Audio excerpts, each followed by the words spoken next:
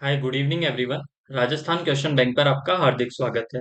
आज की जो हमारी क्लास होगी वो ट्रांसलेशन से रिलेटेड होगी। लास्ट क्लास में हमने प्रीपोजिशन कंप्लीट किए थे, उनकी सारी प्लेलिस्ट आपके लिए बना दी गई है, आप जाके प्रीपोजिशन की क्लास देख सकते हैं। आज की जो हमारी क्लास है वो किसकी है? Translation of simple sentence. जो आपके सिंपल सेंटेंस दिए गए होंगे उनका ट्रांसलेशन या तो आपको इंग्लिश में दिया गया होगा जिसका आपको हिंदी में पूछा होगा, या फिर हिंदी में दिया गया होगा जिसका आपको इंग्लिश में ट्रांसलेशन पूछा गया होगा। सारे क्वेश्चंस वही हम हमेशा 2011 से लेके 2024 तक के सारे क्वेश्चंस इसमें हम रीड करेंगे, देखेंगे कि इनको हम कैसे सॉल्व कर सकते हैं। बहुत इजी टॉपिक है, आइए स्टार्ट करते हैं। देखिएगा, ये क्वेश्चन अभी लेटेस्ट एग्जाम जो आपके 2024 में जूनियर अकाउंटेंट का हुआ है उसमें पूछा गया था। क्वेश्चन क्या दिया गया था आपको? आपको दिया गया था hard work is the key to success. जो हार्ड वर्क है वो क्या है? की है टू सक्सेस।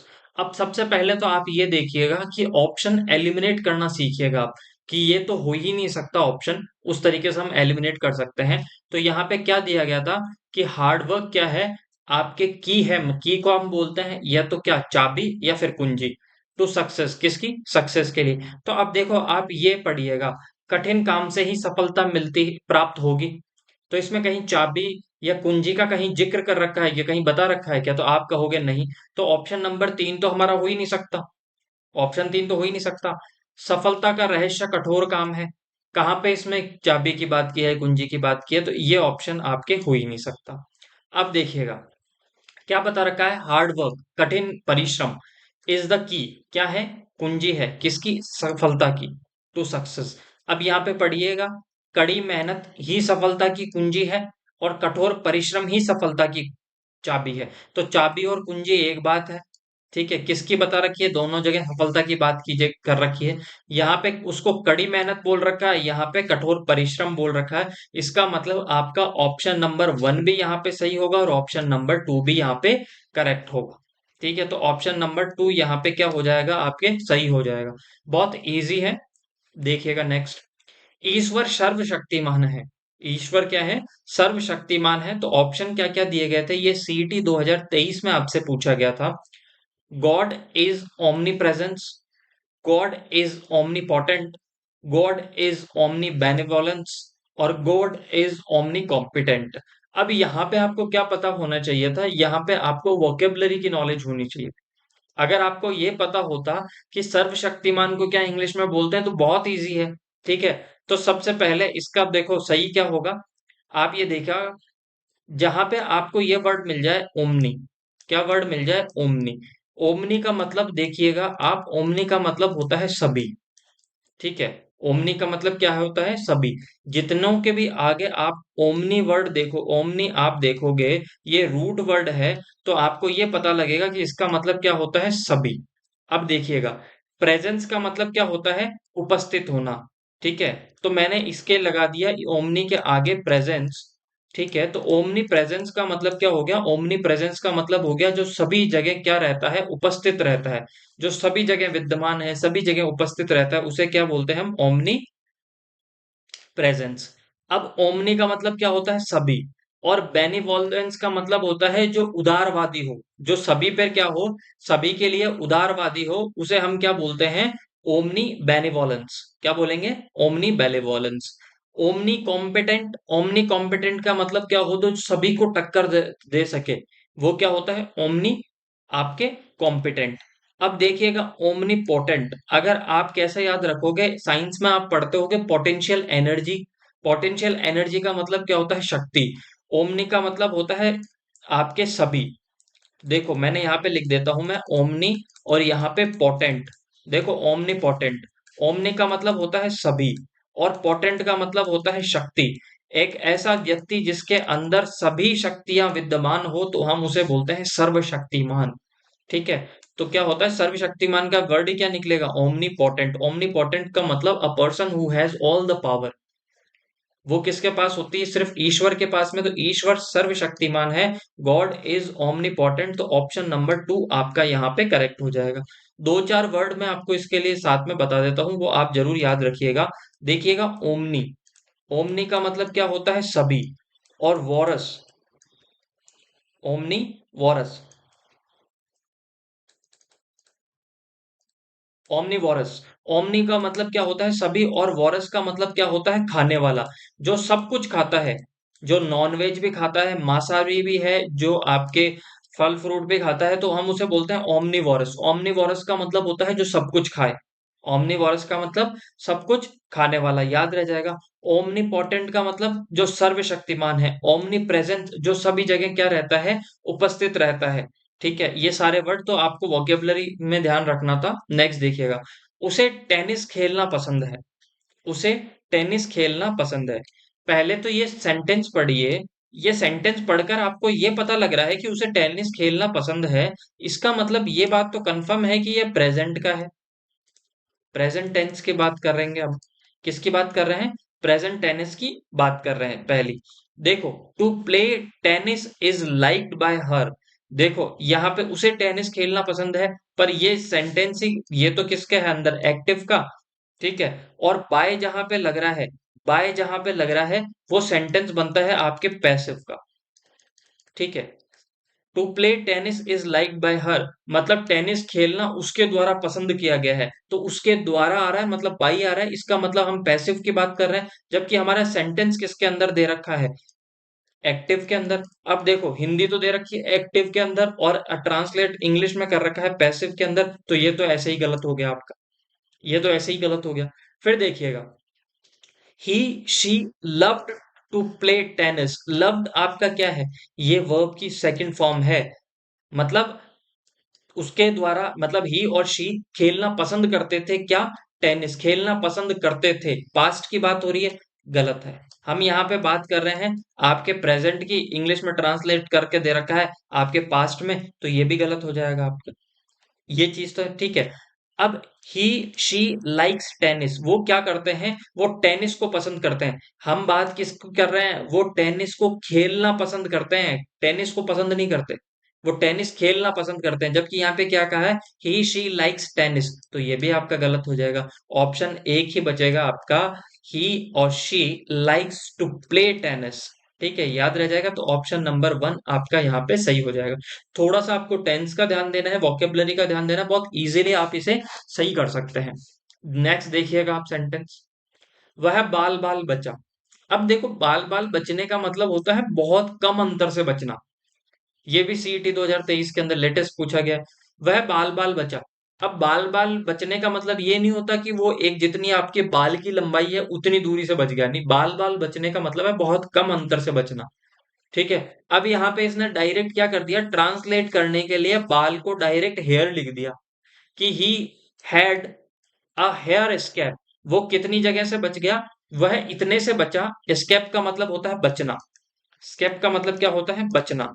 और वो कितने से बचा, जितने एक बाल होता है, तो ये तो गलत है। हम बाल बाल यहाँ पे अपने हेयर की बात थोड़ी कर रहे हैं, हम तो नैरो की बात कर रहे हैं कि कम स्पेस से बचा है। यहाँ यहाँ पे हेयर आएगा, वो तो बिल्कुल ही गलत हो जाएगा। ये देखो, he had an escape by hair. हम बाल बाल बचने का अर्थ समझ रहे होंगे ना आप, कम स्पेस से बच रहा है। फिर देखिएगा, ही वॉज नैरोली एस्केप्ड। ये तो बिल्कुल ही गलत सेंटेंस बन रहा है। ठीक है, ये नैरोली, ये क्या बता रहा है, ये आपके क्या आ रहा है, एडवर्ब आ रहा है। और एडवर्ब आपके वर्ब से पहले एडवर्ब कब आती है? ठीक है, तो ये ऐसा ही वॉज नैरोली एस्केप्ड, गलत है ये भी। ठीक है, तो यहाँ पे एक ही बच रहा है आपके, he had a narrow, he had a narrow escape. वो कितने से बच गया, आपके बिल्कुल बाल बाल से बचा है। ठीक है, याद रह जाएगा, तो ऑप्शन टू यहाँ पे आपके सही हो जाएगा। नेक्स्ट, मैं अपने कमरे में प्रवेश करने से पहले अपने जूते मोजे उतार देता हूँ। सीईटी 2023 के अंदर पूछा गया था कि मैं अपने कमरे में प्रवेश करने से पहले क्या कर देता हूँ, अपने जूते मोजे उतार देता हूँ। देख लिए, जब भी उतारने के लिए, ठीक है, उतारने के लिए आपका, जैसे आपने कपड़े उतारे, ये खोल यानी शूज के लिए, तो उसके लिए जो यूज किया जाता है वो किसका यूज किया जाता है, टेक ऑफ का यूज किया जाता है। किसका यूज किया जाता है, टेक ऑफ का यूज किया जाता है। टेक ऑफ का यूज किया जाता है। यहाँ पे क्या लिख रखा है, I take out my shoes. Take out का मतलब तो एक तरीके से ले जा, तो ये तो आपके टेक आउट वाला तो वैसे ही गलत हो गया। अब दो बचे। ठीक है, ये वाला, ठीक है, सॉरी, आपके ये वन और फोर्थ तो आपके गलत हो गया। अब ये बचा, देखो, क्या है? I take off my shoes and socks while entering my room. जब मैं कमरे के अंदर प्रवेश कर रहा था, जब मैं क्या कर रहा था, एंटर कर रहा था, तब मैंने अपने क्या करे, शूज उतारे, सॉक्स उतारे। अब यहाँ पे कहाँ पे कहा गया है? यहाँ पे कहाँ पे कहा गया है कि मैं जब प्रवेश कर रहा था तब मैंने उतारा।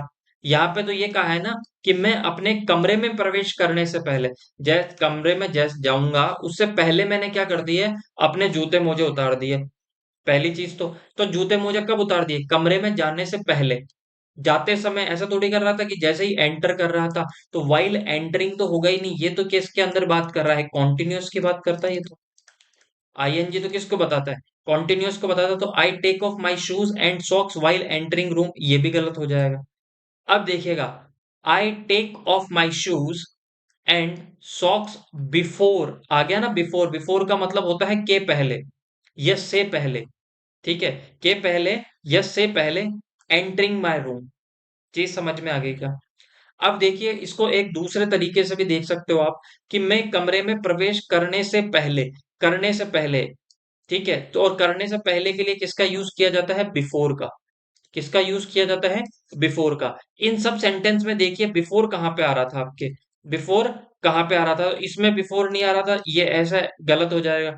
इसमें यहाँ पे बिफोर नहीं आ रहा था, तो ये ऐसे गलत हो जाएगा। ठीक है, यहाँ पे शूज, कपड़े खोलने के लिए, शूज उतारने के लिए टेक ऑफ का यूज किया जाता है, यहाँ पे टेक आउट का यूज कर रखा था, तो ये ऐसे गलत हो जाएगा। तो ऑप्शन नंबर 3 आपका यहाँ पे करेक्ट हो जाएगा। ठीक है, थोड़ा सा आपको दिमाग लगाना है, बहुत इजी है। थोड़ा सा अगर आपको टेंस की नॉलेज होगी, थोड़ी सी वॉकेबलरी अगर आप करोगे तो, और ऑप्शन एलिमिनेट करोगे, तो आप इजीली इसको क्या कर सकते हो, सॉल्व कर सकते हो। नेक्स्ट, मेरे पिता ने कल मेरे लिए एक जोड़ी जूते खरीदे। अब एक बात बताओ, खरीदेगा, खरीद रहा है, या खरीदे? तो खरीदे का मतलब क्या है? पास्ट की बात है, पास्ट की बात है पहली चीज। इसका मतलब यहाँ पे इसने सब जगह क्या लगा रखा है? यस्टरडे लगा रखा है। अब देखो ये सारे के सारे पढ़िए। My father got a pair of shoes for me yesterday. Got का मतलब क्या होता है? गेट का मतलब होता है प्राप्त करना। अब उसके पिताजी ने जूते प्राप्त थोड़ी किए थे, उन्होंने तो खरीदे थे। भाई यहाँ पे गॉट का मतलब तो क्या होता है? प्राप्त करना। ऐसे थोड़ी है कि उसके पिताजी बैठे और जैसे ही आंख खुली तो उनको जूते प्राप्त हो गए, ऐसा थोड़ी ना था। उन्होंने क्या करे, खुद को उन्होंने खरीदे थे। देखो, तो ये तो गलत हो जाएगा। ठीक है, अब देख दूसरा पढ़िएगा। My father brought me a pair of shoes. अब ब्रॉट क्या है? ब्रॉट वर्ब की सेकंड फॉर्म है, किसकी? ब्रिंग। और ब्रिंग का मतलब होता है लाना। भाई वो जूते थोड़ी लेके आए थे, वो जूते खरीद कर लेके आए थे। तो ब्रिंग, ब्रॉट, ब्रॉट, ये तो गलत हो गया। ब्रिंग का मतलब क्या था? यहाँ पे क्या होना चाहिए? बाय। बाय की सेकंड फॉर्म क्या होती है? बॉट। और बॉट आपको कहाँ पे दे रखा है? बॉट केवल और केवल एक सेंस आपको सेंटेंस में दे रखा था, ऑप्शन नंबर 3 के अंदर। ये पढ़िएगा आप, माय फादर बियरिंग। बियरिंग का मतलब होता है सहन करना। कोई सेंस ही नहीं बन रहा है इसका। My father bearing for me a pair of shoes yesterday, बिल्कुल गलत है। बियर करने का तो मतलब सहन करना होता है। ठीक है, याद रह जाएगा। तो ये तो आपके गलत है। तो एक ही सेंटेंस बच रहा था आपके सही, और वो थर्ड। अगर आप ये, आपको पता लग जाता कि खरीदने को हम क्या बोलते हैं? बाय बोलते हैं। ठीक है, क्या बोलते हैं? बाय बोलते हैं। और आपको ये पता लग जाता, एक सेकेंड, खरीदने को क्या बोला जाता है? बाय बोला जाता है। बाय की सेकंड फॉर्म आप देख लेते हैं, बॉट। और थर्ड फॉर्म देख लेते हैं, बॉट, अगर ये याद होती। अब आपको पता है कि वर्ब की सेकंड फॉर्म आएगी, पास्ट इंडेफिनिट की बात कर रहे हैं, खरीदे। तो बॉट केवल एक सेंटेंस में दे रखा था और वो आपका सही हो जाता। नेक्स्ट देखिए आप, he called a taxi for me. अब एक बात बताओ, उसने मुझे टैक्सी कहा। तो यहाँ पे ये, उसने मुझे टैक्सी कहा, तो यहाँ पे ये होना चाहिए था, he called me taxi. He called me taxi. और वैसे भी याद रखिएगा, प्रीपोजिशन हम इतने दिनों से पढ़ रहे थे, फोर का जो हिंदी अर्थ निकलता है के लिए। क्या निकलता है? के लिए। याद रह जाएगा। तो के लिए अगर आप इतना सा भी निकालते, उसने मुझे टैक्सी कहा, ही कॉल्ड मी टैक्सी, उसने मुझे टैक्सी कहा, तो ये तो आ ही नहीं रहा। इसने यहाँ पे तो क्या लिखा? He called a taxi for me. मतलब मेरे लिए उसने क्या मंगाई, ये मेरे लिए क्या बुलाई उसने, टैक्सी।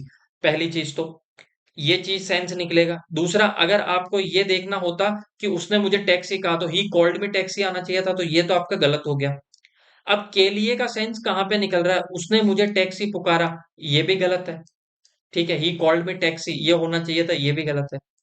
अब वह मेरे लिए एक टैक्सी लाया, कहां पे लिख रखा है, उसने तो ये है ना, ही कॉल्ड ए टैक्सी, उसने टैक्सी को क्या कहा, टैक्सी बुलाया, किसके लिए, मेरे लिए, के लिए यहाँ पे आ रहा है ना, उसने मेरे लिए टैक्सी बुलाई। तो ऑप्शन आपका यहाँ पे कौन सा सही हो जाएगा, ऑप्शन नंबर 3 आपका यहाँ पे क्या हो जाएगा, सही हो जाएगा। नेक्स्ट देखिएगा आप, women learning English faster than man. Women, औरतें, लर्न सीखती है इंग्लिश, क्या, इंग्लिश फास्टर देन मैन, किससे, आदमी से जल्दी वो क्या सीखती है, इंग्लिश सीखती है। अब देखो, यहां पे किसकी बात कर रहे हैं, कौन सीखती है, औरतें, किससे ज्यादा, औरतें लर्न इंग्लिश, मतलब women learn English faster than man, औरतें सीखती है किससे ज्यादा, जल्दी इंग्लिश, मेन से ज्यादा। अब यहाँ पे पुरुष औरतों से जल्दी अंग्रेजी सीखते हैं, ये तो ऐसे ही गलत है। बात हम कह रहे थे कि औरतें जल्दी इंग्लिश सीखती है आदमियों से, औरतें पुरुषों से ज्यादा जल्दी अंग्रेजी सीखती है। तो यहाँ पे ज्यादा जल्दी का, ज्यादा का कहीं पे सेंस दे रखा था क्या, वेरी फास्टर दे रखा था क्या, वेरी फास्टर दे रखा था, वेरी का मतलब यहाँ पे जल्दी निकलता, ज्यादा जल्दी निकलता। तो ये तो ऐसे ही गलत है। ठीक है, पुरुषों को महिलाओं से पहले अंग्रेजी सीखनी चाहिए, चाहिए के लिए शुड का यूज होता है, किसका यूज होता है, शुड का। यहाँ पे कहीं पे आपको शुड दिखाई दे रहा है क्या, देखो। ठीक है, एक सेकंड, ये आपके सही है ना, औरतों को पुरुषों से ज्यादा जल्दी अंग्रेजी सीखनी चाहिए, यहाँ पे किसका यूज कर रखा था, यहाँ पे शुड का, किसका, शुड का। तो ये भी क्या हो जाएगा आपके, गलत हो जाएगा। ठीक है, ये मैंने आपको गलत बता दिया था, औरतें पुरुषों से ज्यादा जल्दी अंग्रेजी सीखती है, तो यही आपका सही था, यही सही होगा। यहाँ पे फास्टर आ रहा है ना, तो ये सही है, औरतें पुरुषों से ज्यादा जल्दी अंग्रेजी सीखती है, तो ऑप्शन नंबर 2 आपका यहाँ पे करेक्ट हो जाएगा। नेक्स्ट देखिएगा, she saved money for a rainy day. देखिएगा, सबसे पहले रेनी डे का अगर आपको अर्थ पता होता है, रेनी डे का मतलब होता है बुरा वक्त, बुरा वक्त। और एक ही सेंटेंस में बुरा वक्त आ रहा था यहाँ पे, उसने बारिश के लिए पैसे बचाए, बारिश के लिए कोई क्या पैसे बचाता है, देख, ठीक है। तो यहाँ पे एक ही सही निकल रहा था, उसने बुरे वक्त के लिए पैसे बचाए, she saved money for a rainy day. अगर आपको ये पता होता कि रेनी डे क्या होता है, एक इडियम्स होती है आपके, रेनी डे का मतलब होता है बुरा वक्त, बुरा समय, बुरे दिन। ठीक है, तो ऑप्शन नंबर 4 आपका यहाँ पे करेक्ट हो जाता। फिर नेक्स्ट, सुझाव मान लिया जाए, सुझाव मान लिया जाए। देखो, ऑप्शन देखना, इंस्ट्रक्शन का मतलब क्या होता है, इंस्ट्रक्शन का मतलब होता है आदेश, इंस्ट्रक्शन का मतलब होता है आदेश। जबकि यहाँ पे किसकी बात कर रहे हैं हम, सुझाव की, तो ऑप्शन नंबर 4 आपका यहाँ पे वैसे ही गलत हो गया। प्रपोजल में बी एक्सेप्टेड, ठीक है, यहाँ पे, ठीक है, यहाँ पे मे होगा, ठीक है, यहाँ पे मे होगा, ये टाइपिंग मिस्टेक, में होगा। प्रपोजल में बी एक्सेप्टेड, प्रपोजल को हिंदी में बोलते हैं प्रस्ताव, क्या बोलते हैं, प्रस्ताव। तो यहाँ पे प्रस्ताव की बात थोड़ी कर रहे हैं, ठीक है, यहाँ पे प्रस्ताव की बात थोड़ी कर रहे हैं, यहाँ पे सुझाव की बात कर रहे हैं, तो ये आपके ऐसे गलत हो गया। सुझाव मान लिया जाए, यहाँ पे लगा रखा है, यहाँ पे ये पॉजिटिव सेंटेंस है, यहाँ पे नेगेटिव लग रहा है नॉट। सुझाव मान लिया जाए, इसमें ये थोड़ी है कि सुझाव ना मान लिया जाए, ना तो कहीं पे लग ही नहीं रहा इसमें, तो सेकंड आपका गलत हो गया। एक ये बचा है आपके, ऑप्शन नंबर 1 करेक्ट होगा, सजेशन में, सॉरी, सजेशन में बी, सजेशन में बी एक्सेप्टेड। आपका क्या हो, सजेशन शायद मान लिया जाए, तो मे बी एक्सेप्टेड होगा आपका। ठीक है, तो ऑप्शन नंबर 1 आपका यहाँ पे करेक्ट हो जाएगा। यह मामला अभी विचाराधीन है, ठीक है, यह मामला अभी विचाराधीन है। देखो, प्रपोजल, अभी हमने बात की, प्रपोजल का मतलब होता है प्रस्ताव, ठीक है, पॉइंट का मतलब होता है एक तरीके से विचार, ठीक है, विचार। अब अभी यह भी आप किसकी बात कर रहे हैं, यहाँ पे सब्जेक्ट क्या है, यह मामला, और मामले को हिंदी इंग्लिश में बोलते हैं, या तो मामले को बोलते हैं केस, या फिर बोला जाता है मैटर। या तो बोला जाता है केस, मामले को मतलब केस की हिंदी भी आप देखना, जाके गूगल करना, मामला होता है, और मैटर की हिंदी भी क्या होता है, मामला करना, मामला। ठीक है। तो आपका ये ऑप्शन सेकंड और थर्ड तो आपका एलिमिनेट हो गया, क्योंकि पॉइंट का मतलब होता है विचार, थिंकिंग, और प्रपोजल का मतलब होता है प्रस्ताव। ये तो गलत हो गया। ठीक है, ये दोनों तो आपके गलत हो गए। फिर अभी यहाँ पे क्या दे रखा है आपका, this case is still consideration. This case is still consideration. ठीक है। तो ये केस अभी क्या है, कंसिडरेशन में है।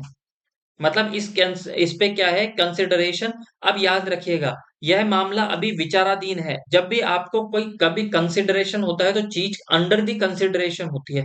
भाई किसी ना किसी लोगों के अंदर में, मतलब किसी के अंडर में ये विचाराधीन होगा ना। ठीक है।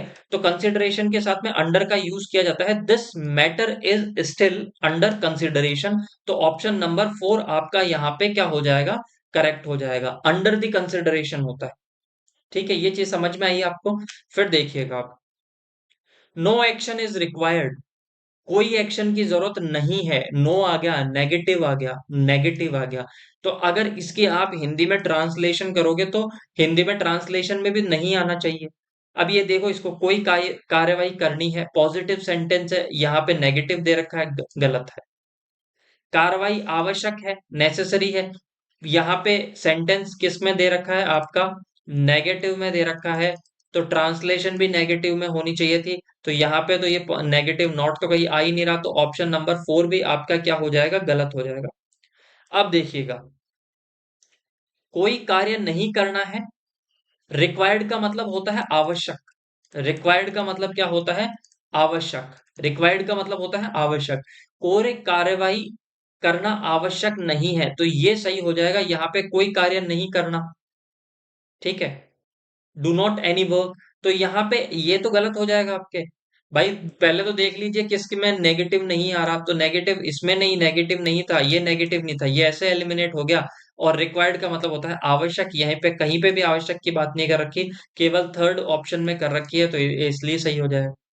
नेक्स्ट देखिएगा, हमने नाश्ता कर लिया है। हमने नाश्ता कर लिया है मतलब मैं नाश्ता कर चुका हूं।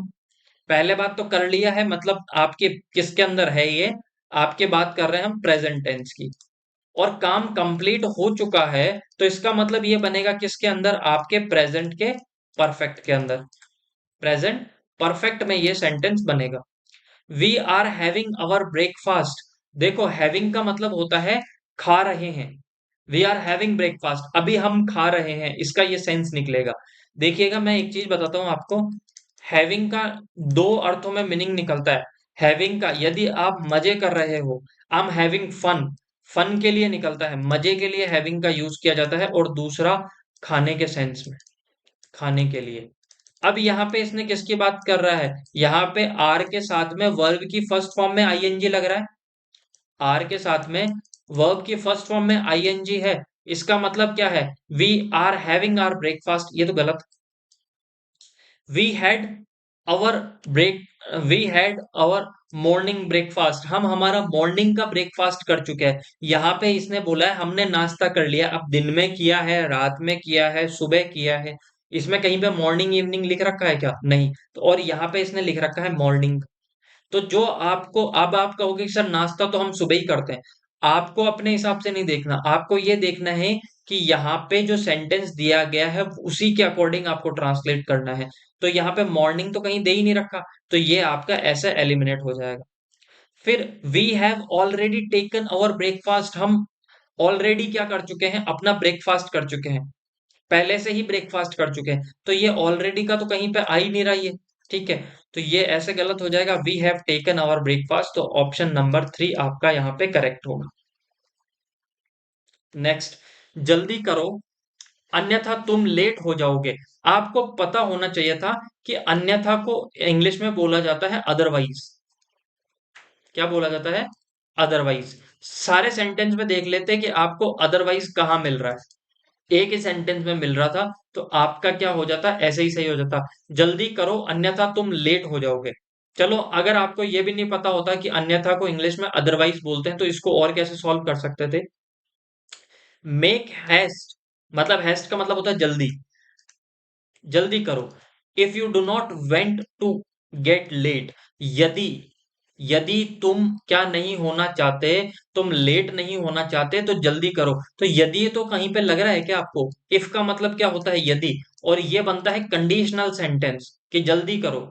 ठीक है। अगर यदि तुम लेट नहीं होना चाहते तो तुम जल्दी करो, कंडीशन दे रखी है आपको। तो यहाँ पे कंडीशन कहीं पे दिखाई दे रही है क्या? जल्दी करो अन्यथा तुम लेट हो जाओगे। तो अगर है ना, तो यहाँ पे कंडीशन आपको दिखाई दे रही है, और ये भी कंडीशनल सेंटेंस है, पर यहाँ पे कहीं आपको यदि दिखाई दे रहा है क्या?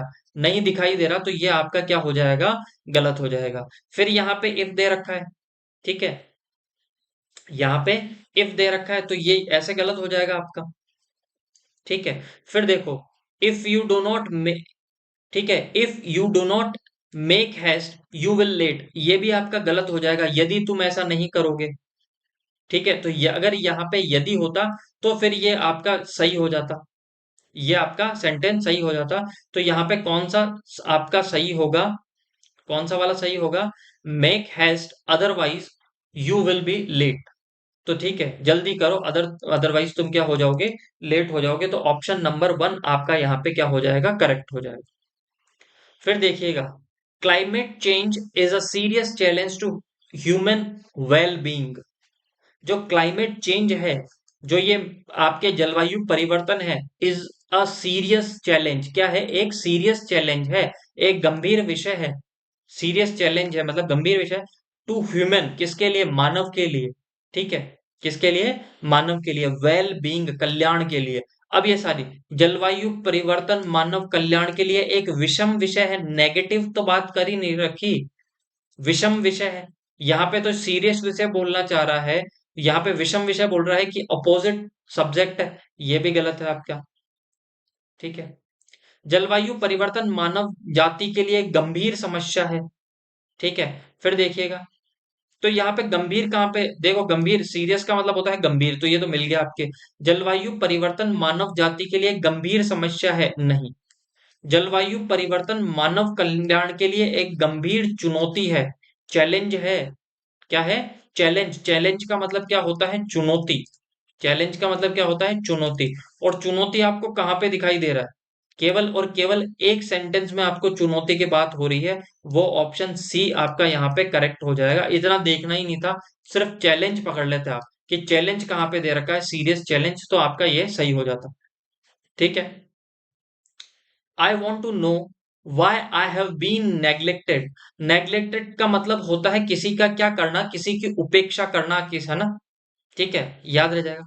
आई want to know why I have been neglected, मैं ये जानना चाहता हूं कि मुझे नेग्लेक्ट क्यों किया गया। ठीक है। अब देखो, क्यों किया गया, नेगेटिव तो इसमें पूछा ही नहीं। अब यहाँ पे मैं जानना चाहता हूं कि मुझ पर ध्यान क्यों नहीं दिया गया। ठीक है, क्यों नहीं दिया गया। नेग्लेक्टेड ऑलरेडी नेगेटिव सेंस रखता है, तो यहाँ पे क्यों नहीं ध्यान दिया गया, तो ये तो बिल्कुल आपका गलत हो जाएगा। ठीक है। फिर देखो, मैं जानना चाहता हूं कि मेरा अपमान क्यों किया गया, यहाँ पे नेग्लेक्ट की बात की हो रही है। ठीक है। यहाँ पे नेग्लेक्ट का मतलब होता है क्या करना? किसी की उपेक्षा करना। किसी की क्या करना? उपेक्षा करना, या फिर किसी का तिरस्कार करना, दोनों ही सही होता है। ठीक है। तो ये तो आपका गलत है, अपमान की तो कहीं बात हो ही नहीं रही। मैं जानना चाहता हूं कि मेरी उपेक्षा क्यों की गई है, ये बिल्कुल सही है। अब आप कहोगे कि सर यहाँ पे भी तो तिरस्कार आ रहा है। मैं जानना चाहता हूं कि मुझे तिरस्कार क्यों दिया गया या क्यों किया गया, ये तो दिया गया, ये तो वैसे ही गलत निकल रहा है। तो ऑप्शन नंबर आपका सी यहाँ पे करेक्ट हो जाएगा। Travelling is the most interesting means of education. Means का मतलब होता है साधन। मीन्स का मतलब क्या होता है? साधन। तो travelling is the most interesting means of education. जो ये ट्रेवलिंग है, ये क्या है? सबसे इंटरेस्टिंग साधन है, किसका? एजुकेशन का। किसका? एजुकेशन का। पढ़िए। ठीक है। रोचक का मतलब क्या होता है? इंटरेस्टिंग। ठीक है। यात्रा शिक्षा का सबसे रोचक साधन है। यात्रा शिक्षा का एक रोचक साधन है।